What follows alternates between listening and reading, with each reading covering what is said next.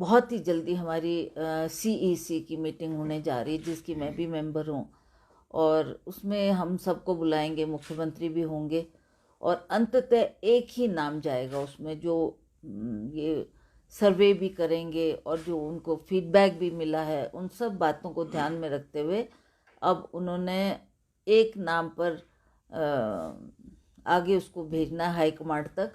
उस हाईकमांड, चाहे वो हमारे खड़गे जी है, सोनिया जी है, राहुल जी है, तो वो डिसाइड करेंगे कि कौन सबसे बेहतर कैंडिडेट है और किसको टिकट। मैम, चर्चा है कि मंडी से आपकी जगह विक्रमादित्य सिंह को कांग्रेस उतारने जा रही है, क्या ऐसा है?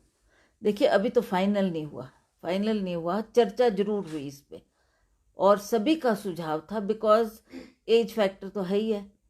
Kangana is a young girl, तो शी मस्ट बी 36-37, और विक्रमादित्य भी 34 साल के, तो ज़्यादा मतलब कंपटीशन में हो तो बराबर बराबर उम्र के हो, एनर्जेटिक हो, लोगों को प्रभावित करने वाला व्यक्ति चाहिए, जो अच्छा ओरेटर हो, और अच्छा उसके साथ यूथ भी जुड़ता है और आइकॉन है वो यूथ का।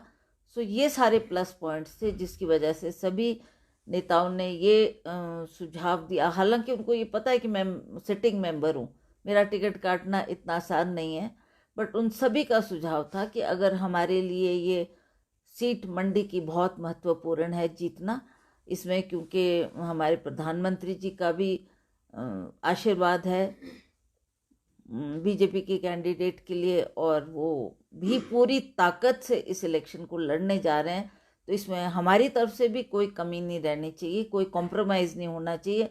जो हमें लगे कि सबसे बेस्ट कैंडिडेट है, उसको ही हमें फील करना। कांग्रेस से मैम क्या आशा कुमारी के नाम पर भी चर्चा हुई है? हाँ, हुई है, बिकॉज वो भी एक सीनियर लीडर है और अच्छा रुतबा रखती है।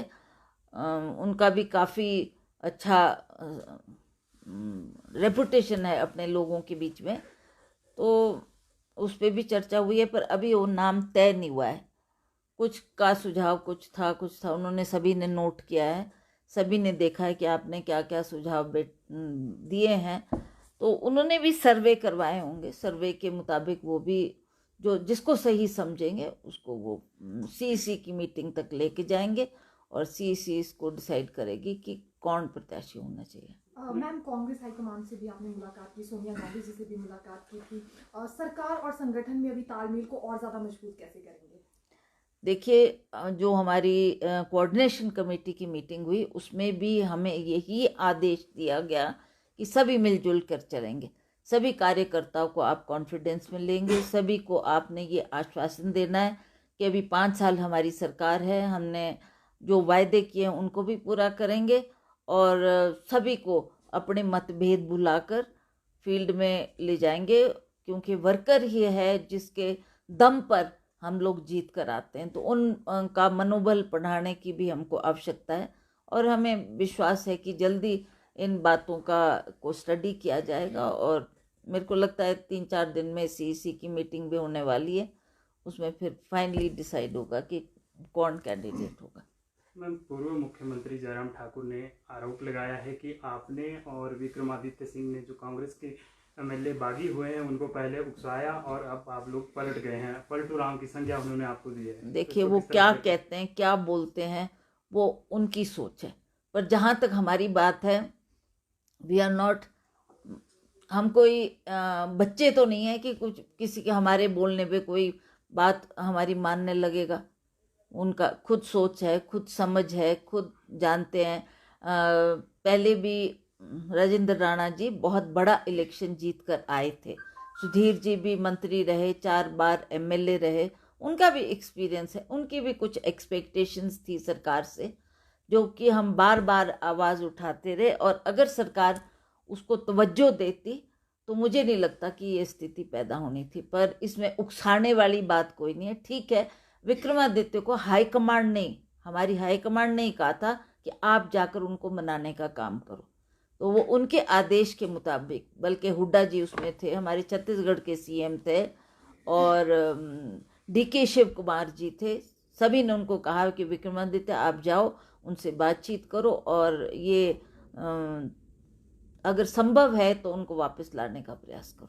मैं मुख्यमंत्री जिस तरह के बयान दे रहे हैं उसे लेकर सुधीर शर्मा और राजेंद्र राणा ने मानहानि का नोटिस भी उनको भेजा है। ठीक है, वो अब क्या उनको लगा बुरा और क्यों वो उन्होंने किया, अब उनकी सोच है, मैं तो उस पर क्या टिप्पणी कर सकती। नेता प्रतिपक्ष ने यहाँ पर जो मैनिफेस्टो कांग्रेस का जारी हुआ है उस पर सवाल उठाए हैं, कहा है कि ये झूठ का पुलिंदा है। पहले 10 गारंटियों का यह मैनिफेस्टो दिया विधानसभा में, अब ये यहाँ पर झूठ का पुलिंदा जनता को। देखिए, ऐसा तो नहीं है कि वो जो मैनिफेस्टो हुआ है 1 साल में ही पूरा हो जाए।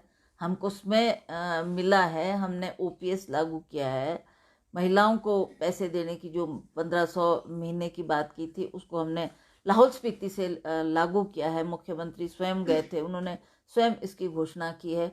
उसके अलावा भी जो हमने गांव में हमारी महिलाएं रहते हैं जिनका मतलब वो परिवार का पालन पोषण गाय रख के करते हैं, वो भी चाहते थे कि हमारे दूध के रेट बढ़े, तो वो दूध के रेट भी बढ़ाए गए, सरकार ने वो भी किया। और धीरे धीरे जो बाकी प्रोमिसेस है वो भी सरकार 5 साल के अंदर पूरा करेगी, इसमें कोई दो राय नहीं। तो क्या मानेगा, मंडी लोकसभा सीट से जो है विक्रम सिंह के नाम पर सहमति बन जाएगी, वही इस बार चुनाव लड़ेंगे या आप ही लड़ेंगे? क्योंकि एक बार फिर यहीं पर हॉली लॉज पर सबकी निगाहें टिकी हैं। वो तो है, वो तो है। मैं आपको इसका कारण भी बता दूं कि ये बहुत लंबे अरसे तक हमारे फैमिली के लोग इसमें लड़ते रहे, चाहे वीरभद्र सिंह जी थे, चाहे मैं रही 3 बार, और उसी तरह से अगर लोगों की निगाहें टिकी है और आशा है तो इस परिवार से ही है। इसीलिए वो बार बार उन्होंने ये चुना कि अगर सहमति बनती है तो हम इनको भी अपना कैंडिडेट बना सकते हैं।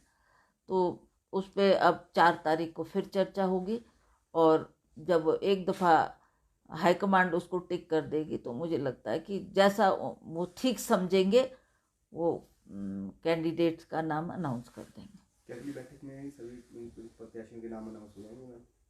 हाँ, बिल्कुल बिल्कुल, बिकॉज सभी की ये डिमांड भी थी कि जल्दी होना चाहिए, डोंट डिले। हमारे पास टाइम बहुत कम रह गया है, पर सिंस लास्ट फेज में हमारा इलेक्शन, तो इस बात को देखते हुए भी हमने थोड़ा टाइम लिया सोचने का, समझने का, और अनाउंस करने से पहले सारी बातों पर गहन विचार किया गया। अब जल्दी उस पर स्टडी किया जाएगा और वो नामों को हम तय करेंगे। संगठन से भी कोई हो सकता है इस बार चुनाव मैदान में? कहाँ से बात कर रहे हैं? संगठन से भी किसी को उतार सकते हैं, कार्यकर्ता कोई वैसा हो सकता है, क्यों नहीं। हम तो चाहते हैं कि पार्टी के संगठन को, लोगों को भी मौका मिले, वो भी कई वर्षों से पार्टी की सेवा कर रहे हैं, और आने वाले वक्त में भी अगर मौका मिलता है तो उनको भी आगे लाने की आवश्यकता है।